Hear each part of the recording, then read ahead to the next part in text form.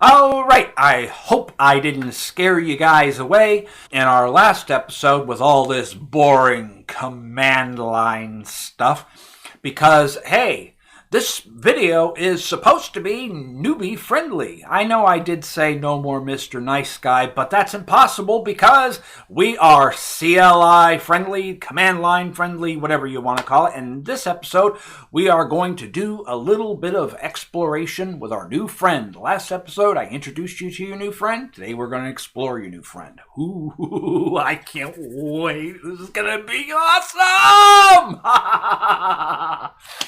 You know, I wanted to initially call this video FS Probe, but that kind of sounded a little bit vulgar. Yeah, we're going to probe the file system without a rubber glove on. See, command line stuff doesn't have to be boring at all. All right, so let's go ahead and log in to our little prompt here. And put in our username and password. All right, and then, of course, we're going to be greeted with our screen fetch program. And in a later episode, I'll show you how to do that with your terminal, if you want. And the first command we did last time was clear, which clears the entire screen of everything. And then, of course, quick review, manual. And if you want to know how to use the manual, just type man twice, press enter, and then here you are. You've got all of the documentation on using the manual.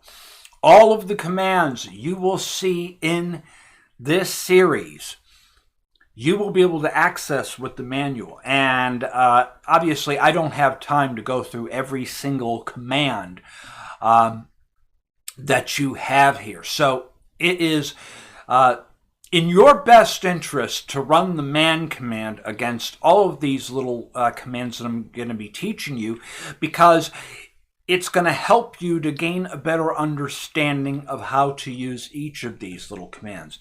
And, you know, the terminal is a wonderful time saver, especially rather than having to dig through, you know, hit the menu button and then find the thing you want to edit and then hit this tab and that tab to find the thing, when you can just type a simple little command to run the program that you want to run and get it done and over with, and then move on to the next thing.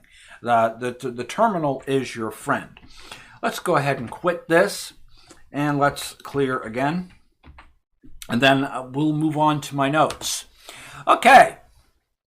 Well, now that we've logged in, we've looked at the manual for the manual, maybe we need to know where we are. And the best way to find out where we are is to issue a new command, pwd. That means print working directory. Okay? It tells me that I'm in home/Spatry. Okay? Now, to move around a little bit, we have another command called cd. Think of your favorite music CD, okay? You know, put on your favorite tunes, maybe some heavy metal while you're doing some command line stuff. Ha ha! Woo! Yeah, let's rock. So, with the cd command, used by itself, you press cd and press enter. If we print working directory, cd by itself will always bring you home, okay? Now, we can also use cd space ... That moves us up one level. Don't believe me? Then we'll do pwd, print working directory. Now we are in home, okay? What if we want to go back to our last working directory? Well, that can be achieved with cd space hyphen. Press enter.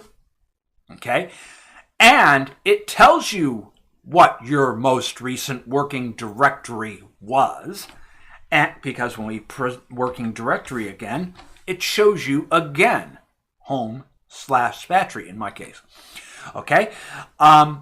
Now, another way you can navigate, let's go ahead and navigate up again. I'm using the up arrow key to go through the commands that I recently issued. Okay, so I'm up one directory on home. Another way you could navigate to Spatry is I could go cd dot /Spatry. Usually that isn't used because it can be omitted because the modern bash shell will know what you mean when you say change directory Spatry. Here, I'll show you what I mean. So you change directory up one level, and then we go cd Spatry. Okay? And that's the same thing. Okay, so now that we're in the home directory, well, how can we find out what we have here? Well, that's done with the ls or list command. Okay? And it's giving us a list of all the directories that we have here. Okay? All right. Maybe we want to change directory into documents.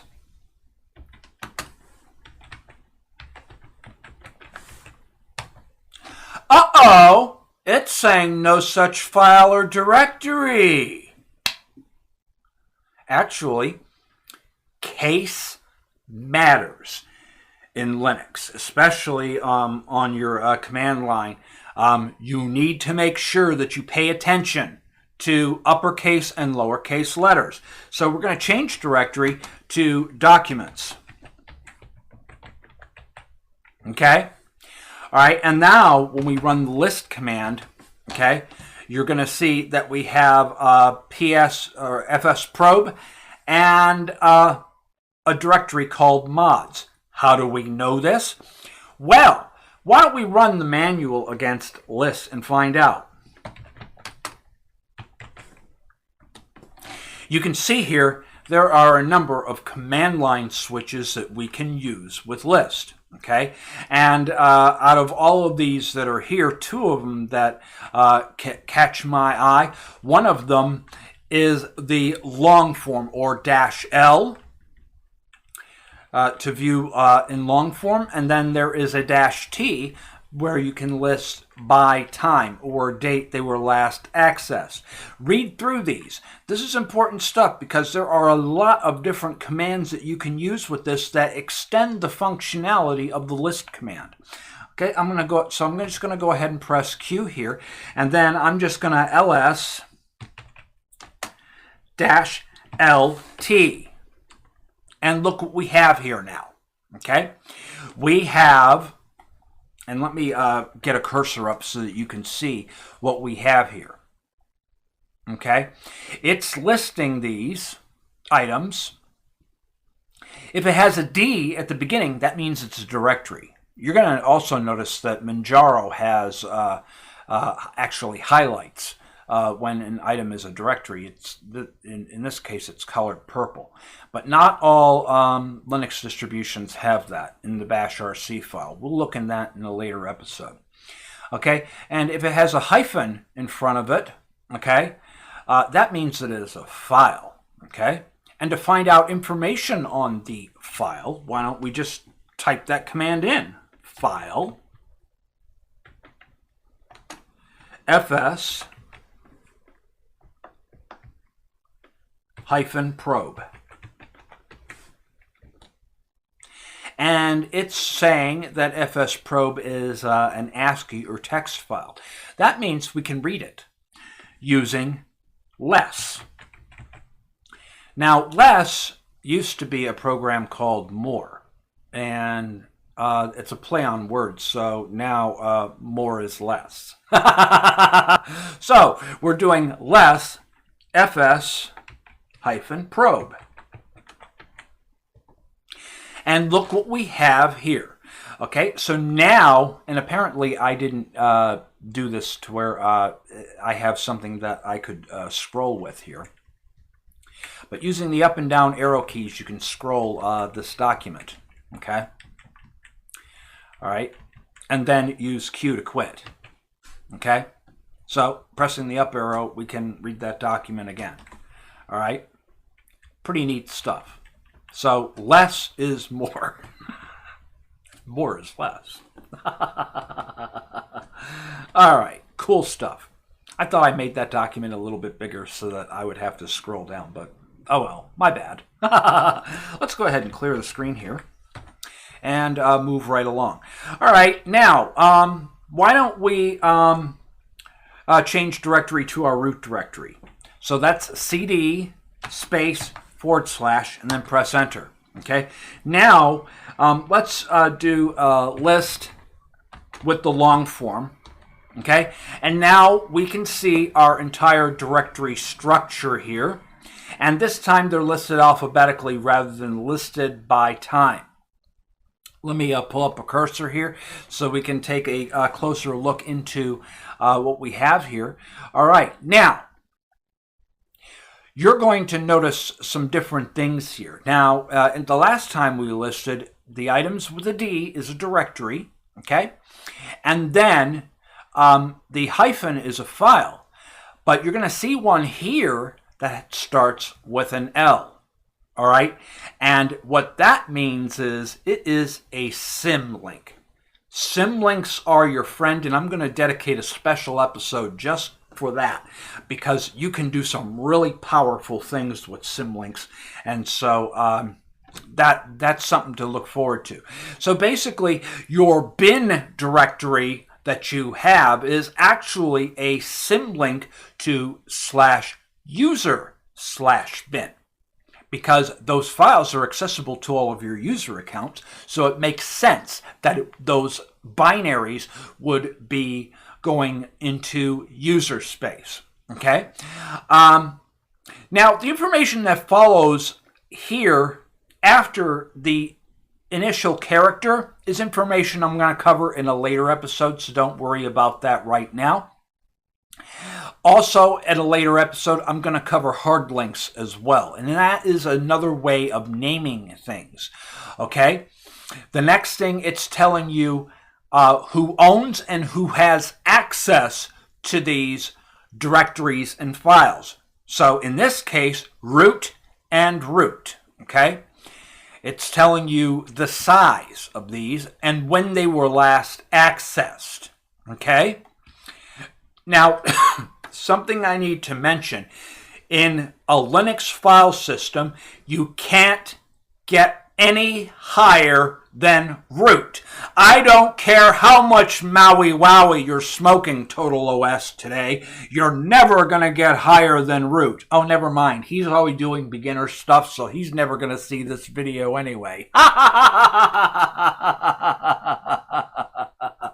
Unless he wants to ditch the training wheels and come on over to the dark side and get on the command prompt. Welcome, Toss. Got to give a shout out, and a shout out to you, Matthew. I know you're watching these as well. All right, so good stuff indeed. So why don't we since we're here, before wrapping up this little exercise on navigating, why don't I give you a quick little explanation of what each of these directories are. Okay, so we're in root, and the root directory is where everything begins. You can't get any higher. All right, and then your bin directory, this contains binary programs that must be present for the system to boot and run.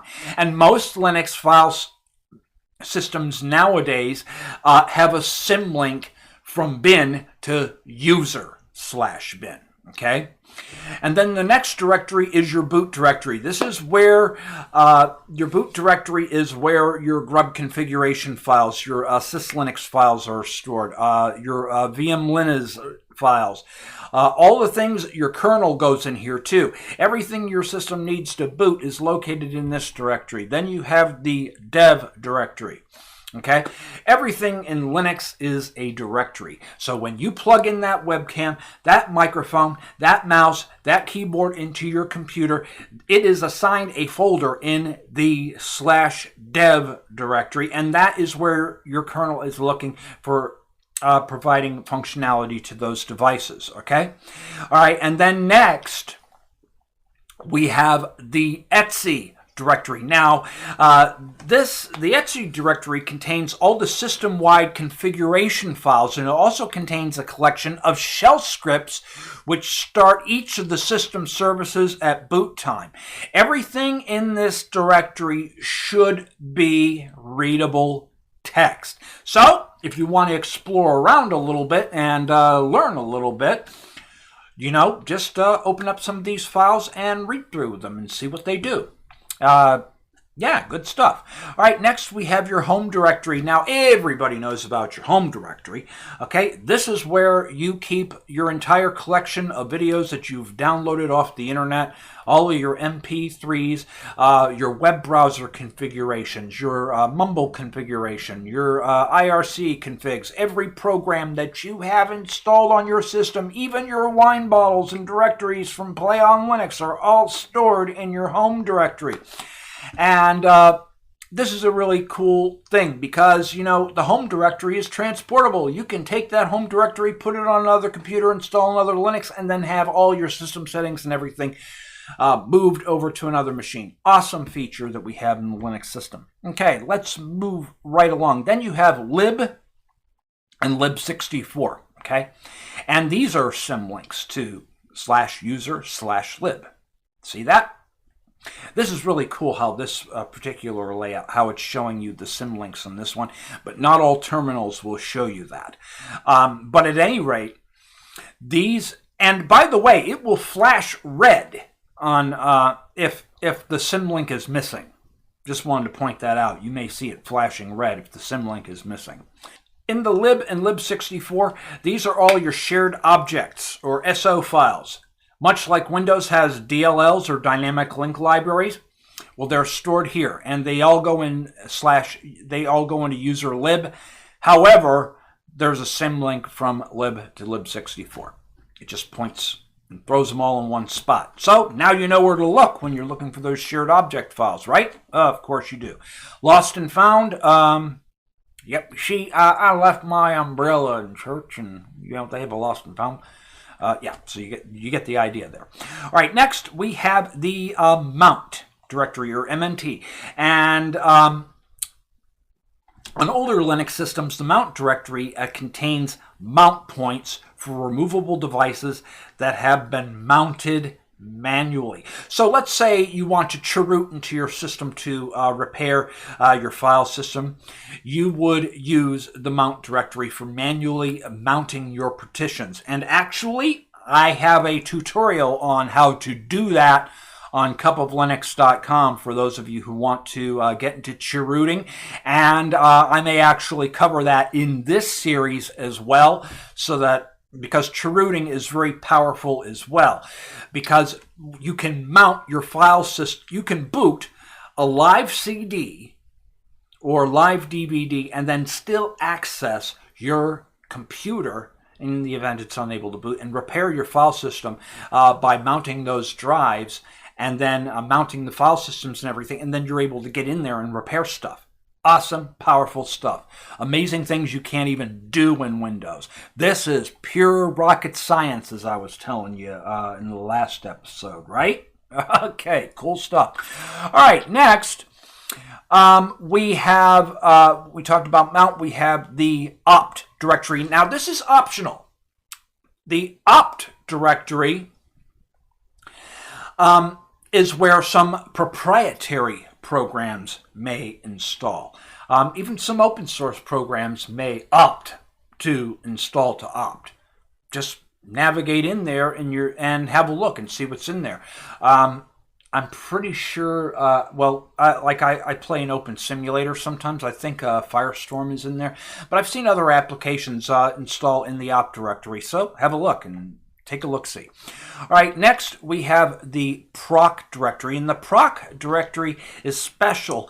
It's not a real file system in the sense of files stored on your hard drive. Rather, it's a virtual file system maintained by the Linux kernel. And it's very similar to the older sys directory that you see me mousing over right here. So I just figured I'd put that out there. And we'll cover that in greater detail in the future. Next, we have root. The root directory is a home directory for your root account. Think of it this way, okay? All right, you open up your mouse pad or Get-It or whatever your text editor is, and it has a certain way that it lays out your text documents just the way you like. But let's say you need to use your super user account, so you run Zensu Get-It or Zensu LeafPad or whatever or whatnot, and then all of a sudden it's not, when you are running that as a super user, all of a sudden it's not laying out the text the way that you expected. Okay, well that's because root has its own configuration files. And that can be a benefit to you because then that reminds you that you are in the root file system and can potentially damage your computer. Because remember, kids, Linux automatically assumes that you know what you're doing and you can easily botch it up, let me tell you. Okay, moving right along. Next, we have the run directory. And the run directory, okay, let's say you plug in a USB drive. Some Linux systems have a run directory, not all. And the kernel will assign your USB drive to run/media/your username. Okay, that's what the run directory is for. Fun stuff. Yay. Okay, sbin. Okay, and this is a symlink as well. But sbin is for binaries that would usually require you to run as a super user. So you would use sudo to access those, or Zensu, or whatever program that you want to use to access elevated privileges. So, for instance, like we did in the last episode where I disabled the LightDM login manager so that we are only using the command prompt, okay, I would use sudo system control disable lightdm.service. Okay, well, technically, but we can see here that all of those files are in /user bin. But the program could be directing the file to be looking in sbin, and then of course sbin is passing the buck. Okay, so whenever you see these symlinks, these little arrows, just think of passing the buck. Okay, next we have the srv directory. Okay, and that is for those of you who are using your system as a server. Okay, so file transfer protocols, rsync, HTTP, and all those other services go in there. Okay, the next directory is the temp directory. Okay, and your temp directory is where temporary files are stored. For instance, let's say you open up Steam and you decide to launch a program using Proton. Well, it's going to store the temporary files there. Also, you use systemd to launch a process or an application, and it's going to put a temp file in that directory. That's basically what TMP is. It's for storing temporary files. And then next, you have the user space or user directory. Okay, now you see these symlinks here. These are all pointing to different folders in there. So not only is it holding your binaries and libraries, it holds a number of other things that are useful to your user accounts, such as your wallpapers, your cursors. Anything that is accessible to your user account is stored in the user directory or USR. And then finally, we have the var or variable. And variable is where items that can be changed are stored. According to my notes here, the var directory tree is where data that is likely to change is stored. Various databases, spool files, user mail, etc. are located here. So MySQL, other things like that would go into the var directory. And then, of course, there is a var log file in there too, which contains the records of those system activities. So if you're troubleshooting, you're running into errors and that sort of thing, the var log is where you might want to look for those things.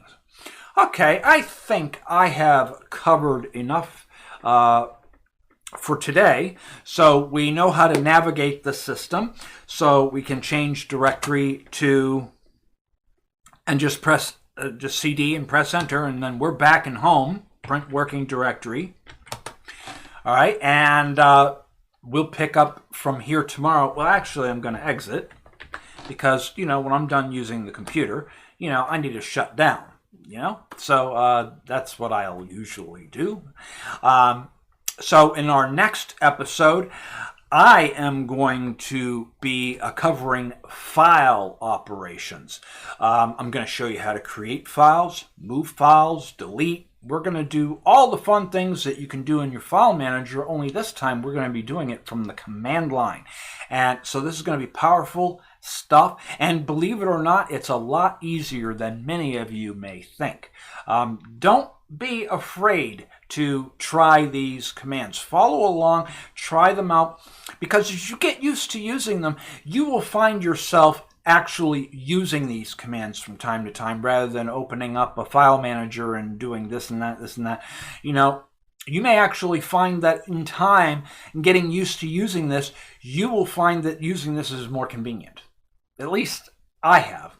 I still like to use the GUI for many things, but the command line is still your friend, and it's one of the most powerful features that Linux has to offer. If you think these videos are useful, please visit me at cupoflinux.com. The link in the description has a link to the forum post that has this entire series. Okay, all of the show notes and everything will be listed there, along with links to the reference materials that I'm using to put this course together. If you have suggestions on additional courses or reference materials that would be a benefit, please log in at cupoflinux.com. and post on that thread for me, and I'll be happy to get that information up after I review it. And while you're there, please consider hitting the donate button. We can always use your support. It helps Cup of Linux and distrohunt.org. Helps us to keep the lights on for you guys there. And also, if you looked above during this presentation, every night between 8 to 10 p.m. New York time, I'm on the Mumble server, and sometimes Matthew Mord hops in, greets to you. Sometimes he'll come in and hang out, and we discuss Linux and all kinds of fun things. So it's a great place to come in and hang out. I try to be there every night this week, and yeah, cool stuff. And then, of course, there's Cup of Linux game night on Saturday nights, 8 to 10 p.m. New York time, where we play Star Conflict and Super Tux Kart. And I got to tell you, I love the new multiplayer component. We have been having loads of fun with this, and if you guys want to really kick Matthew Moore's butt, because he claims he's the best at Super Tux Kart, and we know that he isn't because I beat him in a race or two. Come on in and join us. It is a load of fun. All right, so the next episode is going to be on file operations. I can't wait. This is going to be powerful stuff. So until next time, be sure to take just a teeny little bit of your time and be excellent with somebody today and always, because the greatest gift that you can give is the gift of your time. Peace out.